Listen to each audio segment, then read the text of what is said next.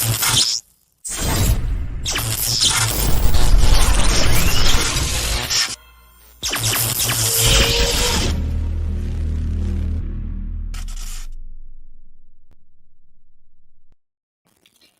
everybody, and welcome to a brand new show.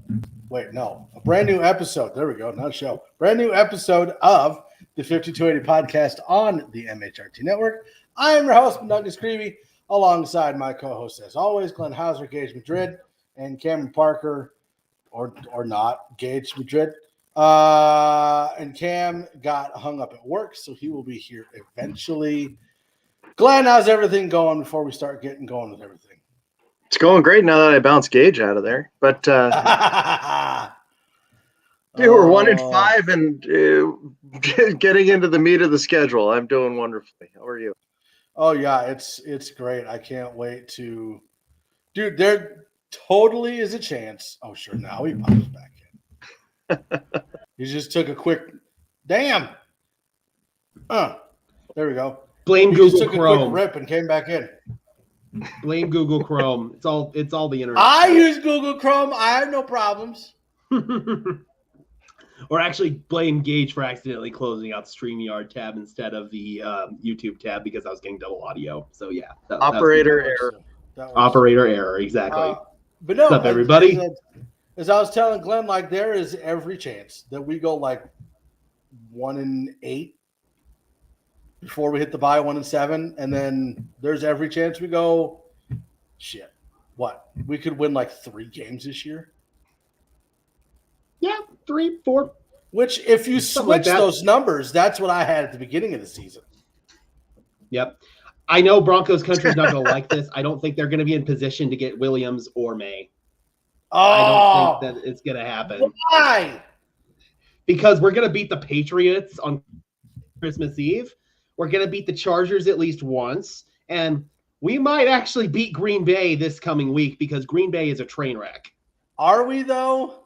Are we, though? That's fair. No, that's fair. Have you seen us play? Are we, though? Fair enough. Fair enough. It's like a battle of the train wrecks. This is another toilet bowl coming up here. It really is. I mean, and you will be live to witness it. Sure we played the Bears when they were at their worst, and we barely won. True. Are we going to win 3 more games? I don't think we are. We'll have to see, man, because we've got some teams that are prone to choking on our schedule. Yeah. But I do Chargers. I do think that we can officially say we're in a rebuild. I don't think there's any question about that. I'm assuming there are going to be trades happening. I don't know if they're going to cut anybody. I'm assuming it'll just be trades, but definitely names like Justin Simmons, even though it hurts me to say Pat Surtain, Garrett Bowles, DJ Jones, like all these guys, Josie Jewell, Alex Singleton, all these guys could be traded away. Yep, they sure could, man. Absolutely. You know, we think of these big name, expensive veterans. It's time to just sort of hit that reset button and see who's going to be on this team for the long term. So it's tough, but those are the conversations that we're going to have. Yeah. And I think one of the biggest ones, and I think we might have Seegers joining us here in just a little bit. Nice. But I do want to bring up, I think, the elephant in the room. And that's what everybody's been talking about the last 2 season and a half, Russell Wilson. Yes. Now, while, again, even though we've talked about this before, I don't think he's the problem.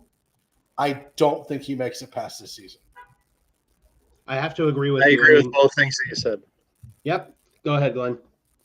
No, I just by virtue of what his contract looks like going into next season, I might think differently if the commitment were 1 more year. But the fact that days into the league year, you're not only guaranteeing that season, the 2024-2025 is also guaranteed at that point. And I just don't see that there's any way the Broncos are going to entertain that. So I agree with both your comments that it's not Russ's fault this year, and this is probably the swan song for him.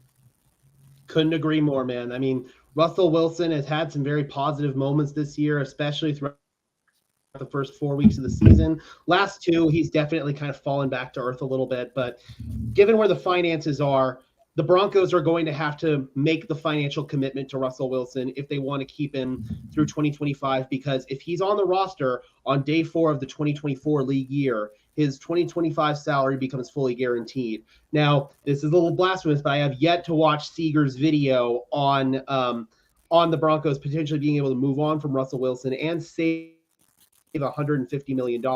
So I'm hoping we can actually get Zach on here to explain that whole situation, because that would obviously point the Broncos in a very obvious direction. If they are going to commit to this rebuild, if they do indeed have the number 1, number 2 overall pick, if they're in a position to get a Caleb Williams, a Drake May. Russell Wilson, big fan of yours, buddy, but sayonara. Yeah, and we went into the first 3 games and Russell Wilson, not an issue at all. We're thinking everything's good to go. It's great, no issues. But it really does seem like there's a disconnect between Wilson, Peyton, and the receivers. Because going back and looking at just the last 2 games, the wide receivers were getting all sorts of heat. They're not getting open. They're not putting in the effort. But that's not entirely true. They were getting open. They were just not getting the ball thrown to them. Yep, that was definitely a big part of it in that Kansas City game for sure, man. You saw many times where Russell Wilson was not taking opportunities that were there, and even a little bit in that Jets game too. I mean, we wanted to absolve Russell Wilson of blame, but in those 2 games, man, it was a big cacophony of, yes, there were instances where receivers weren't getting open, but there were plenty of times where receivers were getting open, and just like you said, Mike, they weren't getting thrown the ball. Yeah, and it wouldn't surprise me at all if before the trade deadline we see Judy and Sutton gone. I think Judy more than Sutton, but I definitely think Judy's going to be traded. Mm-hmm. It sure seems that way. And at this point, between what's happened over the last few weeks with Jerry Jeudy, just his injury history, his obvious not being happy here in Denver, there's a strong chance that his trade value has significantly diminished. I don't think we fetch more than 3rd, 4th round pick for him, and that's if the Broncos are lucky, quite frankly. And this was a guy that the Broncos were asking a 1st round pick when they had him available earlier before the season even started. So for Gage to be hoping for a 3rd round pick for a guy that, is a young, talented wide receiver, but the immaturity and the Twitter beefs, and whether I think he's right or not, or some of the people have attacked him unfairly, that's beside the point. It's the fact that you got to just not react to this stuff. And I mean, when he was dancing behind Steve Smith the other night, I can only imagine what the Broncos front office was thinking, in terms of, we are so fucked right now. Far as getting this guy out of here, it was embarrassing, and I really do think that I don't think he was totally in the wrong in the way he reacted, and the fact that it was even brought to the national stage, but the way he then behaved afterwards was just not a good look. I couldn't agree more, man. I mean, at the end of the day, Steve Smith also showed some immaturity in this situation by stirring the pot to begin with, I feel like. But Jeudy, again, has to be able to tune out that outside noise.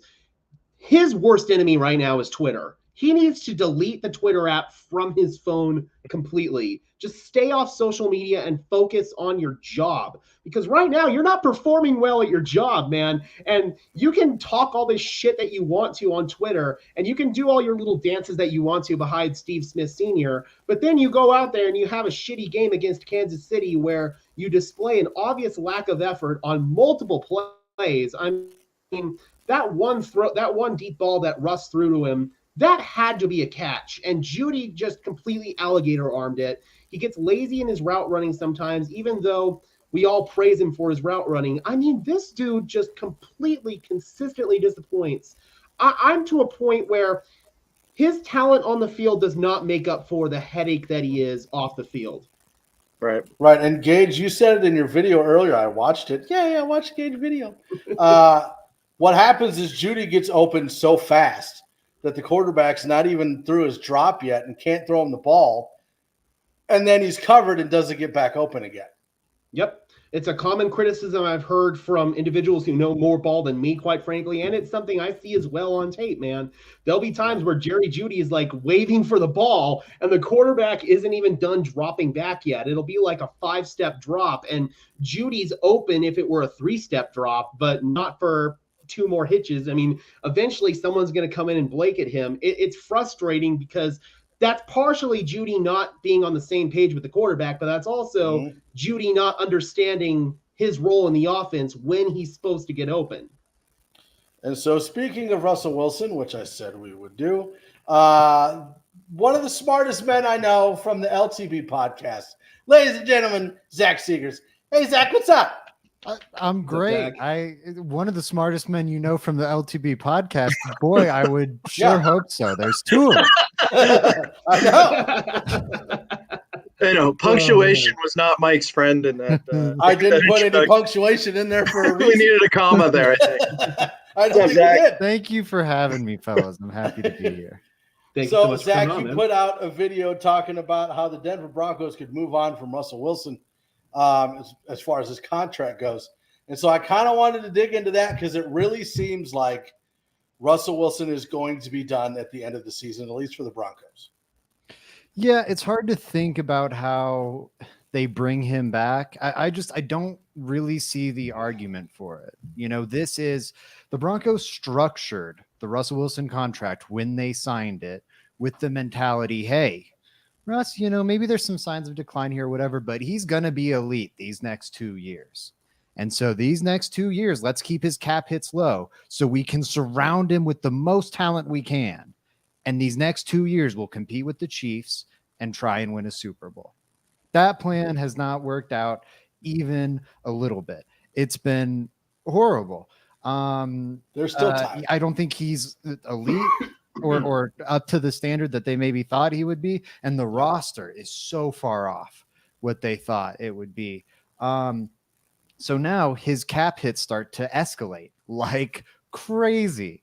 And I don't know. This is when he was supposed to have a lot of talent around him. Instead, it's when the Broncos are trying to add talent. Those are different things. Like now they have no money, and the problem is they have to add talent. It's a nightmare situation. They have to cut him because right after this season ends on the 5th day of the league year, which is like somewhere like March 15th, March 20th, something like that. His contract is going to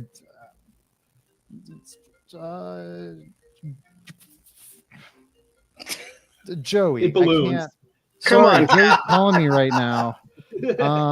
God, I hope everything's okay with our LTB broadcast. We'll find out in a couple minutes. Well, I think we know who you're smarter than on the LTB. There you go. I'm concerned. Okay. Sorry about that. Okay.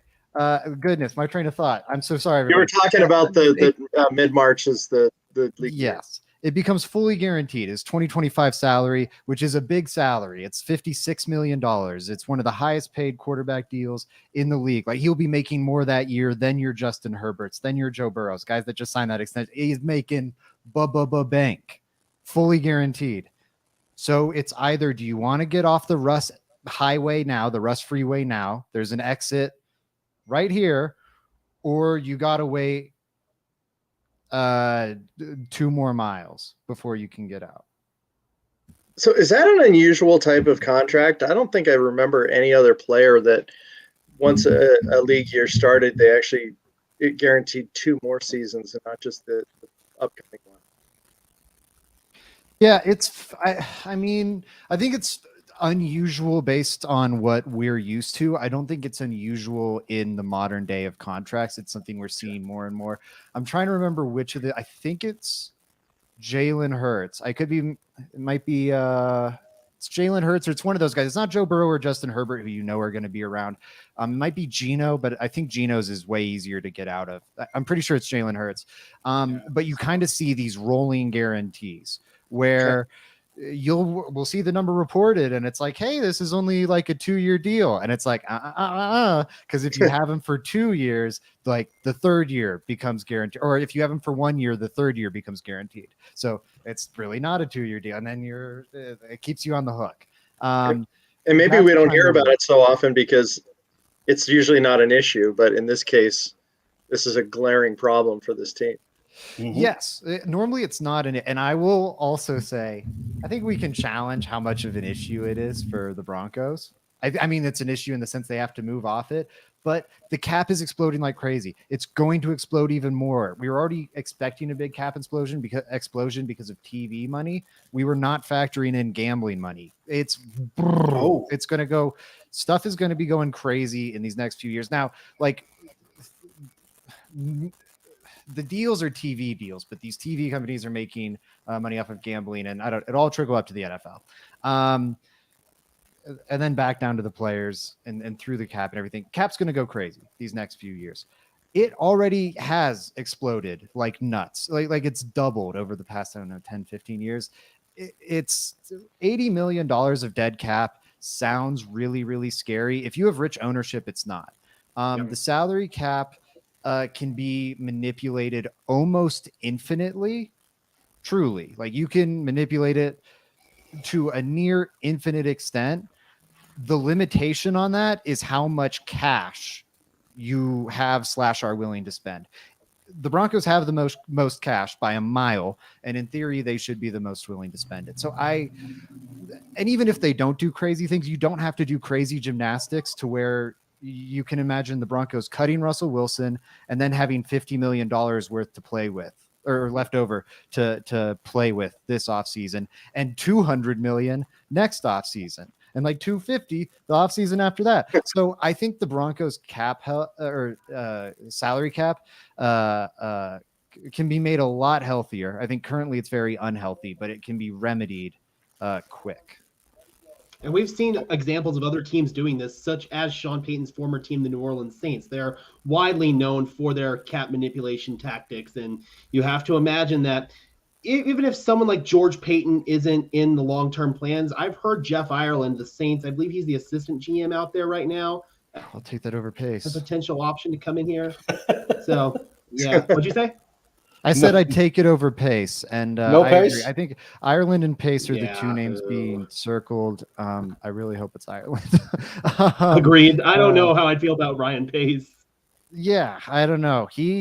I'll tell you this. How we look at Ryan Pace is how everyone else looks at George Payton. If you look at those two as like the stories around those guys, super hyped up assistant like front office men who everyone was like, this is going to be the next great GM, I'm telling you. And then they got into the chair and pooped their pants like 37 times. So the same way we're like, whoa, I don't want Ryan Pace as this team's GM. Feel the same way about George Payton.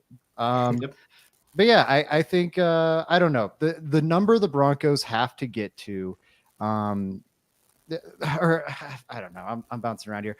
One big point, I got to hop off here, I think in like 2 seconds, but one big point that I think everyone in Broncos country should know, cutting Russ will not damage the cap any further. You are just still required to pay Russell Wilson what you were going to pay him these next 2 seasons. There's no escalation on that charge. You're not going to have to figure out how to budget for that hit because they've already budgeted for it. And then you'll probably have a rookie quarterback on top. So you won't really be investing that much more in the quarterback position these next 2 seasons. Now, it sucks you're not getting a discount. But again, you have to do that to avoid these guarantees rolling on indefinitely, starting a new timeline and everything. The other thing, hey, I don't like these Russ cap hits. Can we restructure? Restructuring does not get rid of cap hits. It's like taking a loan from the bank pretty much. You're kind of just pushing it down the road. You are taking salary and turning it into guarantees, which the NFL then allows you to spread over the life of the deal. Yeah. That means you're guaranteeing more money to Russell Wilson. That means, and here's what dead cap is. Dead cap is money that has been guaranteed or given to a player, but hasn't been accounted for on the salary cap yet. Okay, so what is restructuring? We're manipulating the salary cap, so the salary cap's not accounting for this money, and we're guaranteeing the player money. What's dead money? Guaranteed money that the salary cap hasn't accounted for. They are one in the same. So restructuring is just adding a mountain of dead cap to the situation, only exacerbating things. That is not an exit for the Broncos here. Yeah. Well, or Zach or Caps Vengali, whatever you want us to call you, because I see that down in there. I want to thank you for joining us for the little time we had you for. Appreciate the explanations. You can find him on Twitter at Zach_Seegers. Also check him out on the Let's Talk Broncos podcast. Also, Let's Talk Buffs, and That's Good Broncos as well every Wednesday, I think. That would be correct. It's yes. Crazy. Thank you all for having me. I appreciate Oh, great to see you, man. Sorry for my scatterbrained nature. But hey, if anyone has questions or whatever, check out our YouTube video on the subject. I have a 30-minute YouTube video that should have you covered. If you have questions after that, at me on Twitter. There it is. And I'll answer them for you. I'm pretty good at engaging with people. So see y'all. Thank you so much for having me. Have a terrific rest of your night, and go Broncos. Let's get out of hell, please. All right, Zach, I appreciate it. See you guys. Thanks. So yeah, I think yeah. I know everybody wants to tank for Caleb Williams. Honestly, I think we're going to get him because I don't think we're going to win that many games. But I think Drake May is better than Caleb Williams. Maybe it's just I can't speak to this. I haven't evaluated them yet, so I've heard that opinion get circulated around. I can't wait to dive into the tape and start getting there, because at this point it looks like I'm going to have to start doing that sooner rather than later. Because I think there's 4 quarterbacks that we might potentially be able to get. I think Caleb Williams is out. I don't think we're going to get the number 1 pick. I think it'll be the Bears no matter what, because you've got either the Bears or you have the Panthers. And the Panthers suck. Although Frank Reich is giving up offensive play calling duties. But that didn't come from the I don't know if offense. that's a good thing or bad thing. But here's the other thing too, man. That doesn't solve their offensive line issues. Ooh, their offensive line's putrid. Yeah. But I do think Denver picks in the top 5 and gets a quarterback, whether that's Caleb Williams or Drake May or Penix Jr. or God, there's 15 of them. I can't even name them all. Who's the one from Oregon? Bo Nix. There you go, Bo Nix. But isn't Bo Nix and Penix old? Isn't Penix 26, 27? No. I thought he was. I'll give you an exact birthday. Brad Smith. Hey guys, is Jerry Jeudy done as a Broncos? So disappointing he is. I think he is. I think Jerry Jeudy is probably going to be the biggest name that we lose. I honestly don't think Pat Surtain is going anywhere unless we get 2 firsts and a third, something big. It would have to be a big haul. Yes, it would. It'd have to be kind of like the Jalen Ramsey haul a few years ago when the Jags traded him to the Rams. That'd kind of be the starting baseline asking price. But even then, Pat Surtain's one of those franchise cornerstones that you build around. I just don't foresee the Broncos moving on. I do foresee Jeudy. I do foresee a Sutton, maybe even a Justin Simmons, depending on what the compensation would be. Just because now would probably be the best time to move on from Justin Simmons if you were going to do it.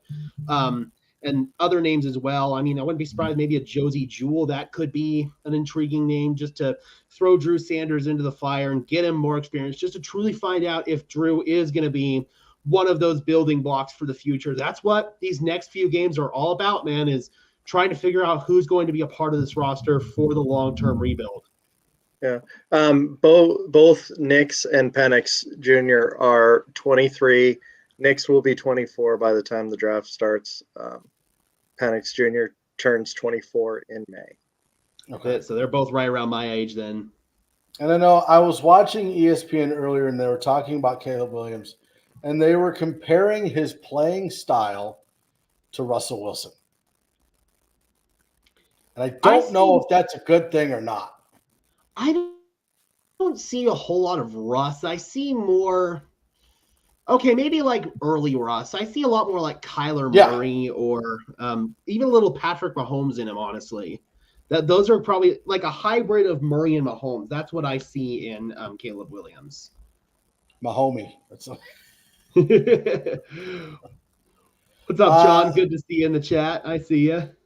But obviously, it is quarterback is going to be the number one pick for the Broncos, I believe. After that, what is the biggest issue? Receiver, running back, line, defensive line, linebackers. Where do we go next? Because there are a lot of holes on this team. Glenn, you first. Well, I think left tackle is going to be a position that's going to be available for that the Broncos are going to need to address. So I think left tackle. I think defensive line is continuing to be a position group that is underperforming. So I would say both of those. When I'm seeing actually the Broncos, in some of these early mock drafts being predicted to pick a tackle at third, it's like that would be very, very bad. The fan base, I think, would absolutely lose their mind if they didn't go quarterback with a top 5 pick. I could see a scenario where that happens if Williams and May are both gone. You don't believe in taking a chance on a Penix or a Nix, or if he comes out of Shedeur Sanders, which I still don't think he comes out. That's just partially the Buffs fan in me. Yeah, that's talking about. I don't think he's coming out. But so if you get, say, the number 5 overall pick, if Denver flukes their way into a couple of wins, maybe you could think about trading down, trying to acquire another first-round pick, potentially a second round pick in there, which Denver doesn't have. Then I would think about taking the tackle. I mean, if you can get your left tackle of the future and maybe set yourself up to get the quarterback in 2025, I'm all for that plan. But that's only the scenario we would entertain if the Broncos were at like the number 5 overall pick, because by that point, I think Marvin Harrison Jr. would probably be off the board. He's the consensus wide receiver 1 in this class. That's another position where if Denver has the opportunity to get a alpha number 1 receiver, that could be one. But obviously, like Glenn said, left tackle, D-line is a big one for me. If you have the opportunity to get a blue chip defensive lineman, do it. And you can find really damn good D linemen in like the 3rd round. You can find really good trench players. John's saying the offensive tackle from Penn State he really likes. Like, This is the time where you can build up the trenches, man. This is where if you don't get the opportunity to get that quarterback, or even if you do, build up the damn trenches. Yeah. And I think on top of that, you have to look for – I think there's a potential that Justin Simmons doesn't stay on this team, which sucks. I'm hearing a lot of talk about the Eagles, but do you think the Eagles would trade for Justin Simmons at this point? Yes. I feel like they would. They probably feel like they're 1 or 2 more pieces away from truly getting where they were last year, or getting that step above where they were last year. I think Justin Simmons would be a great locker room fit for Philly. And if there's a team out there that might be willing to give up more than what Justin Simmons is worth, I could see the Philadelphia Eagles that are going all in for a championship, just like John's saying here. I think that one just makes too much sense for me. So you can find a good safety in later rounds of the draft, like round 4. Justin Simmons, 3rd round pick, turned in one of the best safeties in the NFL. So you don't necessarily have to spend super high draft capital on a safety. I wouldn't even be opposed to going out there and signing a couple of cheap veteran free agents just to kind of lock the position down for a year. And then maybe you can think about, when you have more draft capital in 2025, getting your safeties of the future, just get some stopgaps for 2024. I think that's an effective solution. Do you think that Eagles could give up a number 2 for Justin?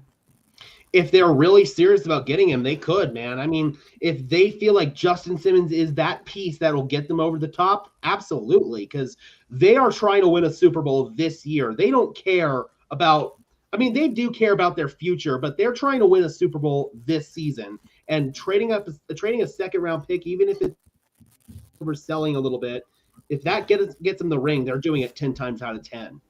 And if you think about where they're likely to pick, I mean, that's going to be deep in the second round. Towards the end, I mean, it could be, depending on how the season goes, it could be the last pick of the second round. So Yeah, I mean, basically, it could be a third rounder. I mean, it's well documented how much we all love Justin Simmons. I mean, he's my favorite player on the team. But like at this point, you know, with the Broncos going into a rebuild, this is a man that's given his all to the team, to the community. Has never played in a playoff game, which is an absolute crime. They give him that opportunity. You know, he played college in the Northeast. Another team that maybe could use some help is Miami. You know, Justin's from Florida as well.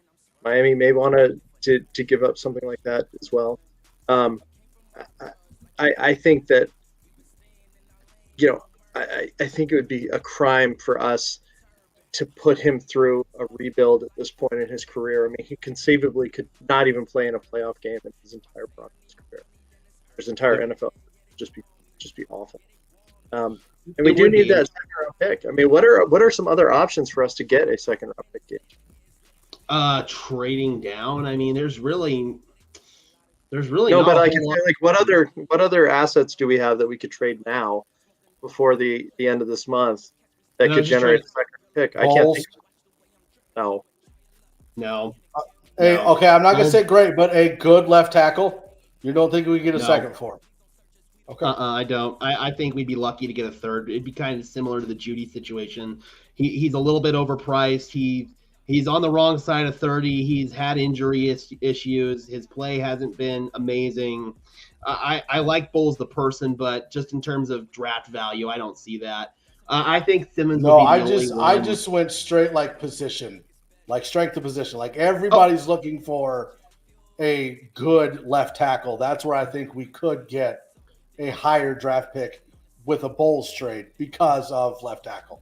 But is he really a good left tackle, though? That's the question I pose to you. I feel like he's a mediocre left tackle. That's just me. But where was I going with this before? I completely lost my train of thought. Oh, probably because I peppered you with questions while you were in the middle of your explanation. No.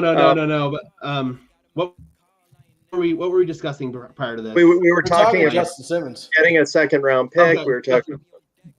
Yeah, okay, I remember. I have my greened out brain. But the Broncos will do Justin Simmons right. They will do right by him if they are moving on from him. They're not going to send him to another team that's trying to rebuild or go through some same scenario that the Broncos are going through or they have been through for the past 7-8 years. They'll send him to a Philadelphia. They'll send him to a Miami.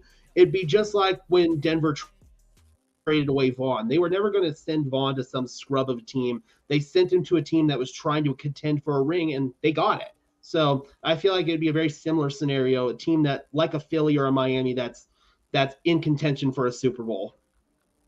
This is my only argument against Justin Simmons going to another team.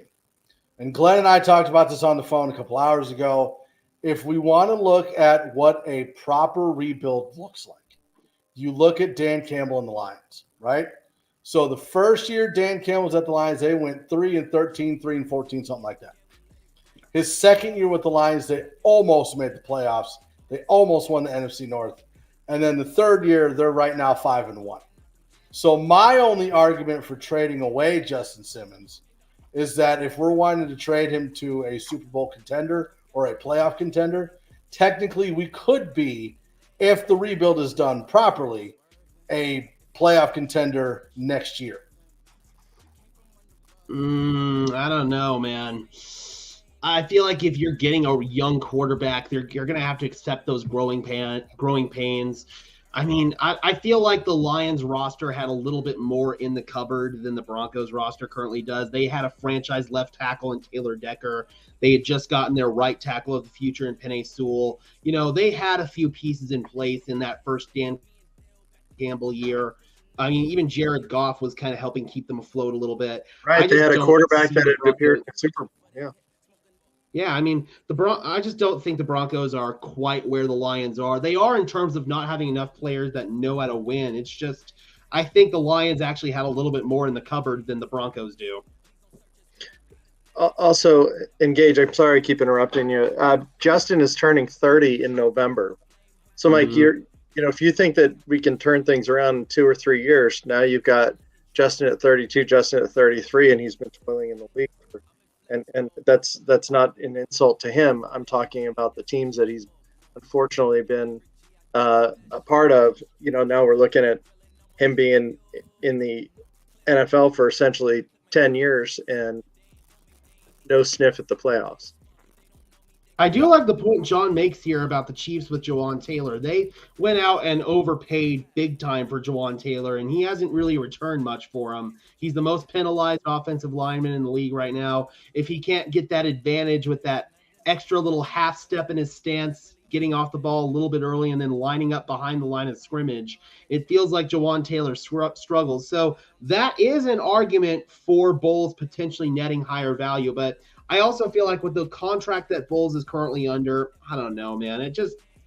I don't see Garrett Bowles getting a day 2 pick, or it would be a later day 2 pick, like a 3rd round pick, but I don't see him fetching a 2nd rounder. I think the only asset outside of PS2 that the Broncos have that would fetch a 2nd round pick is Justin Simmons.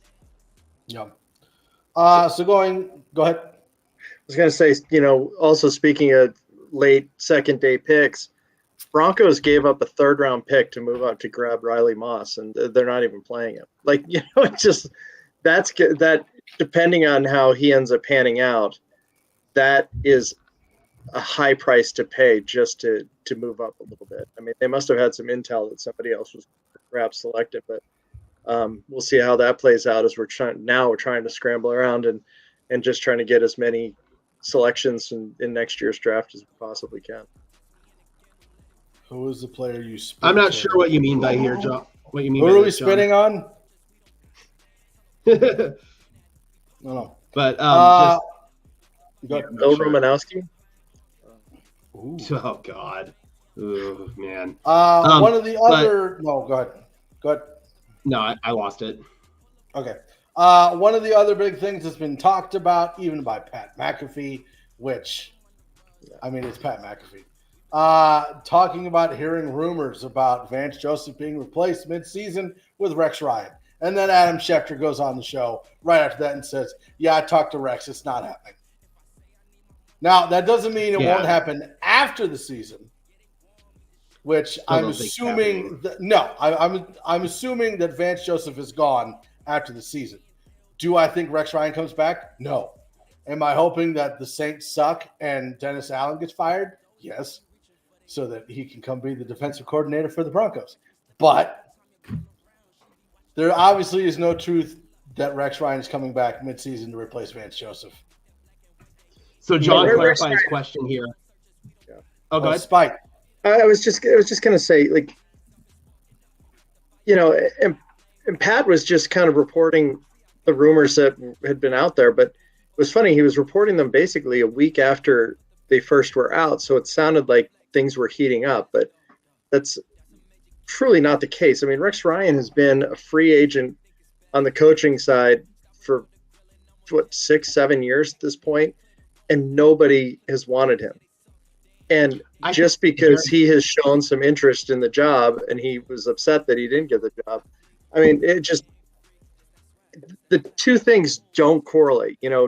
Getting rid of Vance Joseph and hiring Rex Ryan, they don't add up. And I think at this point, I can't see the Broncos making any sort of move with the coaching staff during the season. Quite honestly, I feel like Sean Payton is completely fine with how things are going right now. He's never going to admit that, but I think it's all going to plan as far as him being able to pick his own player. Yep. I think it's very telling that the Broncos hired Vance Joseph over Rex Ryan this last cycle.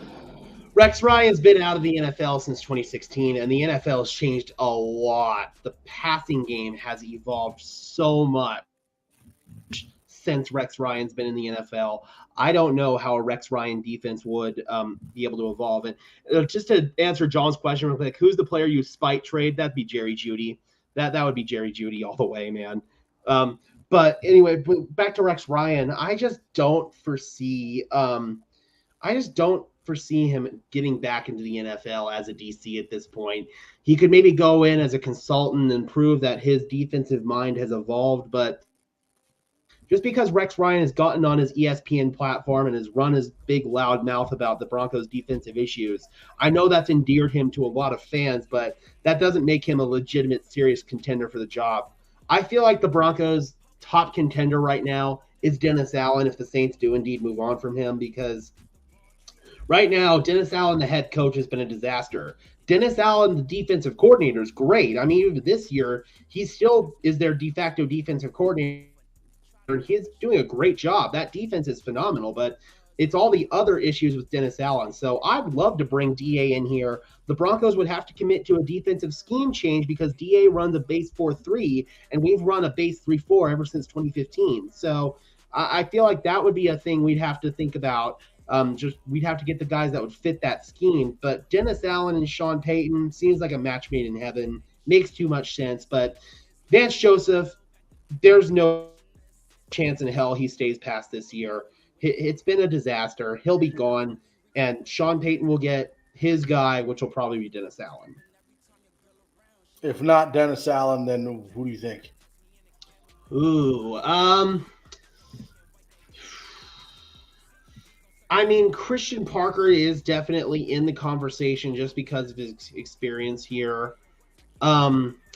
I know there's a defensive assistant in Arizona under Jonathan Gannon. I can't remember his name. He's kind of been in conversation. I'll have to go through the ranks a little bit, but I don't see a scenario where the Saints don't fire Dennis Allen. So I feel like it's just kind of penciled in. It's that bad? Yeah. Even with a winning record. Yeah, because, dude, when you lose the way you did against Houston last week, that's unacceptable. They've played down to their competition. Their offense has been a disaster. I just don't see it, man. Okay. They're toiling in mediocrity right now, and they kind of need to do what the Broncos are doing and rebuild. Yeah. So to kind of recap what happened last week and what's going to happen this week, we got Greg Dulcich hurt again. He hurt his hamstring in the last game, so don't know if he's going to be in this next one. Any other updates team-wise going into the Packers game? I don't think I've got anything directly. Okay. Injury. It's been a quiet week with the 10 days off. It has, very quiet. I think today was the first day that Sean, or it was either yesterday or today, Sean spoke with the media for the first time. So it's definitely been quiet over there at Dove Valley. Yeah. Oh, and they did release Frank Clark. I don't know if we talked about that last week. I don't think he was released yet. But they did release Frank Clark, which is fine. It's not like he did anything anyways. Going into the Packers, do we get a win against the Packers? I think it's possible because Green Bay has been a borderline disaster this year. They've only looked good really in one game, and that was against Chicago. Well, I guess they also looked good in a half against New Orleans Saints too, but outside of that, they were a disaster against the Raiders. Jordan Love has shown a lot of growing pains in his first year as a starter. They've had offensive line issues. It'll be interesting to see if they get Aaron Jones back for this game. That'll really help things, but they did sign James Robinson today, so I don't know how that bodes for Aaron Jones returning. Their defense has been awful. The Packers fans feel the same way about their defensive coordinator, Joe Barry, as we do about Vance Joseph. And at least for VJ, you could kind of make the excuse that he doesn't have enough talent. Green Bay's defense is loaded with talent, and they still have underachieved. They run that same Vic Fangio scheme, the two high shell, a lot of cover 4, a lot of cover 6, a lot of that same crap. And it's been a disaster. That just goes to show that even with talent, this scheme can be a disaster. So, yeah, Barry's a scary word. Seriously. I mean, that's how Green Bay fans feel. So I see a scenario where it's two teams that are kind of toiling in the weeds right now. One team has to win it, and I could see a scenario where Denver wants to get another win to make things look at least more respectable coming off that Chiefs game. Going into another Chiefs game where we're probably going to lose, it just makes sense. Saints winning their division. I don't know, man. I mean, at this point, the NFC South's kind of up for grabs. I feel like if the Falcons were not stubborn and they actually benched Desmond Ridder for Taylor Heineke, they could win it because they've got the talent. They just don't have the quarterback. Tampa Bay obviously got that bad loss against Detroit, but they've looked good mostly outside of that in the Eagles game. So I don't know. I feel like that division's up for grabs right now. That loss to Houston was kind of unacceptable from New Orleans. And Baker Mayfield, man, just killing it down in Tampa Bay. He's slinging the rock, man. Stupid Browns. Gotta love those creamsicle uniforms too. Oh, so good. Heck, those are heck. Did you see that Penei Sewell asked Tristan Wirfs to do a jersey swap, and he goes, "You can't get rid of this." He goes, "Oh, not the creamsicle. I'll get you a normal one. I can't give you the creamsicle." That was a great exchange. Mm-hmm. But kind of like the question John was alluding to here, who do you want to see play that may just make the team to just, like sell a veteran just to look at depth? I talked about one in Josie Jewell. I feel like if the Broncos really want to get an extended look at Drew Sanders and see if he's the guy, if I'm not mistaken, this is a contract year for Josie Jewell. If there's any time to move on, now's the time to do it and try to see if you can net something in return for a half-year rental of Josie Jewell. So do you guys think that there is a player that gets traded prior to this weekend, or do you think that they're going to still showcase guys and I mean, that's really what's happening, right? That they're showcasing these players, and that's why Mims is not getting the targets, because they're not going to put targets of, they want Sutton and Judy to look a little bit I mean, there's definitely that trade deadline. The Halloween day. Okay. Yeah. So that's definitely a good question, because Sutton, I felt like, showed some really significant effort in that Chiefs game, especially on that touchdown catch. Right. So Sutton definitely boosted his value in that Chiefs game. Judy tanked his. So maybe they move off Sutton this upcoming week, and while his value is still high, I feel like they kind of need him to show a little bit more before they're ready to put him out there on the market. Because right now, again, they might be lucky to get a third, fourth round pick for him. If he goes out against the Packers and has 10 catches for 120 yards and a touchdown, that might entice some team out there to maybe give up a little bit more for him coming off of a big week. Mm-hmm. They're not doing that for Brandon Johnson, are they? I'm assuming Brandon Johnson would be one of the guys that stays. Like Johnson. He's absolutely staying. Okay. I didn't know, because they have him out there a lot. I think he's out there more than Mims is. They're not like showcasing him. Not him. No, not at all. They still have to have multiple wide receivers out there. So. Buana asks, give me your favorite player and what their Halloween costume should be. I'm gonna say current or ever. Ooh, that'd be a good one. That'd be a good question. For current, I'm gonna say Pat Surtain. And I mean, come on, he literally just would go as a PS2 controller. That'd be what he'd be for Halloween. That or that's a tough one. A ninja, maybe? I don't know. I could see PS2 being a James Bond type of. There you go. What would Gardner Minshew be? He'd be Gardner Minshew. Yeah. The Gardner Minshew starter kit. It comes with Daisy Dukes and a headband. Yeah, Gardner Minshew is such a legend. He doesn't need to wear a Halloween costume. He is. I love that guy. Ryan Fitzpatrick would just go as Deshaun Jackson. Oh, man. If anyone in the chat wants to throw in what their answer to John's comment would be, that would be good. Yeah, that's hilarious.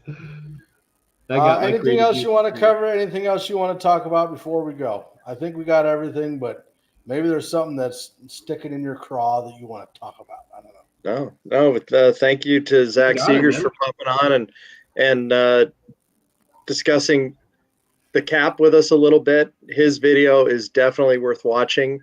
It's extremely informative, gives you a lot of different scenarios, and it does show that it's not as bad as it could be, and that's really by virtue of the fact that the salary cap is expanding at such a rapid pace on a yearly basis. We are kind of lucking out with timing on this, but if you watch Zach's video, you'll truly realize that. I mean, if there's zero chance that the Broncos are going to retain Russ past this season. Right. Yeah, pretty much. I mean, financially, this is the only out. Like Zach said, it's either you exit now or you exit 2 miles down the road in heavy traffic. I'd much rather get off now. Sorry, Russ, nothing personal. No, just business. And we're not a Russ hating podcast either. So. No. Nope, I'm a big Russ. I'm a Russ fan. I'm a Russ endorser, but but I also understand where this team's at right now, and I'm a Broncos fan ahead of being a Russell Wilson fan. Right. I'm a Sierra fan.